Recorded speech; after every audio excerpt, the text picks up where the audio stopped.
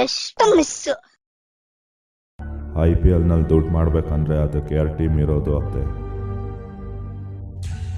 ಒಂದು RCB ಇಂದ, ಇನ್ನೊಂದು CSK ಇಂದ. ನಾ RCBನ ಆಯ್ಕೆ ಮಾಡಿದೆ ಅತ್ತೆ, ನೀವು CSKನ ಆಯ್ಕೆ ಮಾಡಿದ್ರಿ. ಒಂದ್ಸಲ RCB ಕಡೆನೂ ದುಡ್ಡು ಹಾಕಿ ನೋಡಿ ಅತ್ತೆ. CSK ಮ್ಯಾಚ್ ಫಿಕ್ಸಿಂಗ್ ಸಿಗಾಕೊಂಡ್ರು ಅಂತ ಬೆಟ್ಟಿಂಗ್ ಆಡೋದನ್ನ ಬಿಟ್ಟು ಬಂದ್ರಿ ನೀವು.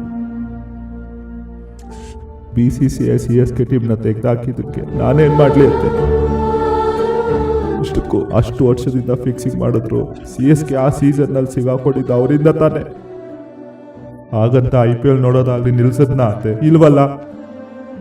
RCB ಮೇಲೆ ಬೆಟ್ಟಿಂಗ್ ಕಟ್ಕೊಂಡೇ ಬಂದಿದ್ದೀನಂತೆ ನಾನು. ಈಗಲಾದ್ರೂ ಬಂದ RCB ಮೇಲೆ ಬೆಟ್ಟಿಂಗ್ ಆಡಿ ಅಂತೆ. ಯಾಕತ್ತೆ ಬೆಟ್ಟಿಂಗ್ ಆಡ್ತಾ ಇಲ್ಲ?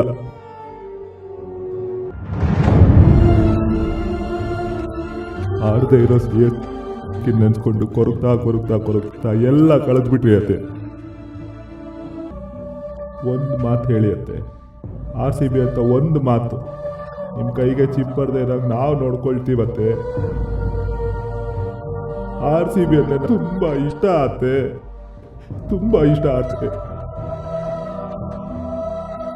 10 ವರ್ಷದಿಂದ RCB ಕಪ್ ಗೆದ್ದಿಲ್ಲ ಆದ್ರೂ RCB ಮೇಲೆ ಬೆಟ್ಟಿಂಗ್ ಕಟ್ತಾನೆ ಇದ್ದೀನಿ. ಯಾಕಂದ್ರೆ ನಿಮ್ಗೆ ಅದು ಕಾಣುತ್ತಾ ಇಲ್ಲ?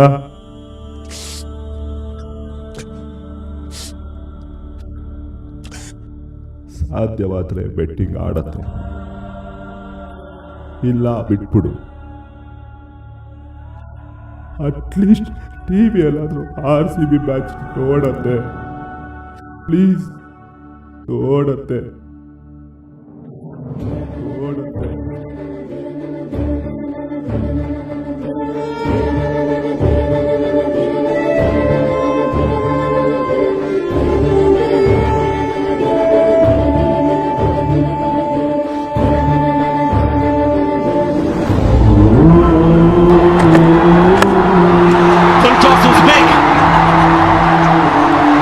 Landed on the rope and has 7th. The RCB captain, as ever, very cool under pressure.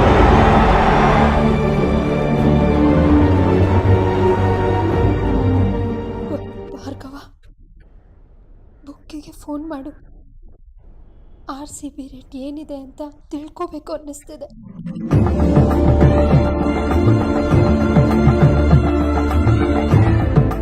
Share girls ಅಂದ ನೋಡಿ ಬೆಟ್ಟಿಂಗ್ ಕಟ್ಟೋನಲ್ಲ ಕಣೋ ದೊಡ್ಡ ಮನುಷ್ಯ. RCB ಮುಂದಿನ ವರ್ಷ ಗೆದ್ದೇ ಗೆಲ್ಲುದೆ ಅನ್ನೋನೇ ದೊಡ್ಡ ಮನುಷ್ಯ.